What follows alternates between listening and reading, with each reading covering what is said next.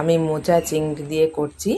চিংড়ি মাছ যে কোনো তরকারিতে দিলেই খুব ভালো লাগে খেতে। আমি মোচাটা ভালো করে সুন্দর করে ছাড়িয়ে নিচ্ছি। এর মধ্যে জলের মধ্যে আমি নুন আর হলুদ দিলাম।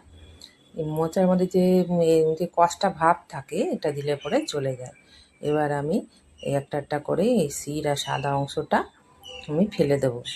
সমস্ত ফেলে দেওয়ার পরেই আমি এটাকে ভালো করে কুচিয়ে নেব। মোচা কাটতে অনেকটাই সময় লাগে। এইগুলো যদি না ফেলা হয় তাহলে কিন্তু পেট ব্যথা করবে, শরীর খারাপও হবে। তো এইগুলো কেটে নিয়ে আমি ভালো করে এটাকে আমি কুচিয়ে নেবো। এরকমভাবে ছাড়িয়ে নিচ্ছি।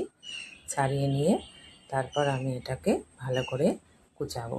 এরকম ছোটো ছোটো করে কুচিয়ে নিয়েছি। সবগুলো এরকমভাবেই করতে হবে। আর জলের মধ্যে মিশিয়ে রাখছি। নুন আর হলুদের যে জলের মিশ্রণটা করেছিলাম তার মধ্যে কিছুক্ষণ এটাকে রেখে দেবো। তারপর এটা ভালো করে ধুয়ে নেব, ধুয়ে সিদ্ধ করে নেব। এবার তেলের মধ্যে শুকনো লঙ্কা, তেজপাতা, এলাচ, লবঙ্গ, দারচিনি দিয়ে তারপরে পেঁয়াজ আর লঙ্কাটা দিয়ে ভালো করে একটু ভেজে নিতে হবে। ভেজে নিয়ে এর মধ্যে একটু আলু দিলাম। আলুটাও ভালো করে এর সঙ্গে একসঙ্গে ভেজে নিচ্ছি। এর মধ্যে একটুখানি নুন দিচ্ছি।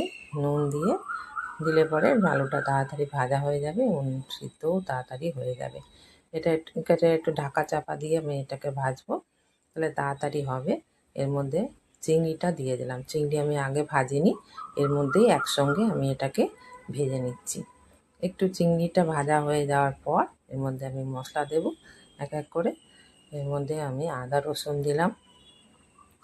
তারপরে এর মধ্যে আমি জিরে দিচ্ছি, জিরে ধনে আর হলুদ দিলাম। এবার এই মশলাটাকে ভালো করে আলু আর চিংড়ির সঙ্গে ভালো করে কষে নেব। একটু শুকনো শুকনো হয়ে গেছে, সেই জন্য আমি সামান্য একটু জল দিয়ে মশলাটা ভালো করে কষে নিচ্ছি। এরপর আমি টমেটো কেটে রেখেছিলাম সেটাও দিয়ে দিলাম। যতক্ষণ না টমেটোর গন্ধটা ছাড়ছে ততক্ষণ পর্যন্ত এই মশলার সঙ্গে ভালো করে কষে নিতে হবে।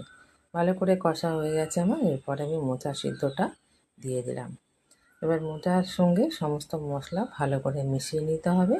আমার মেশানো হয়ে গেছে। তারপর আমি এটা কিছুক্ষণ হতে দিতে হবে। এর মধ্যে আমি একটু ধনেপাতা অ্যাড করলাম। ধনেপাতাটা দিলে আমার ভালো লাগে, আমি ভালোবাসি, সেই জন্য আমি দিলাম। আপনারা দিতেও পারেন, আবার নাও দিতে পারেন। এর মধ্যে ভালো করে কষে নিই। এবার সামান্য একটু জল দেবো। যেহেতু আমার মোচাটা সিদ্ধই আছে, আলুটা অনেকটা ভাজা হয়ে গেছে, সেই জন্য অল্প জল দিলেই হয়ে যাবে। এটা একটু ঢাকা দিয়ে দিলাম। আমার জলটা কমে গেছে। এবার আমি আর বেশিক্ষণ সময় এটা লাগবে না। এবার এটাকে আমি নামিয়ে দিতে পারবো।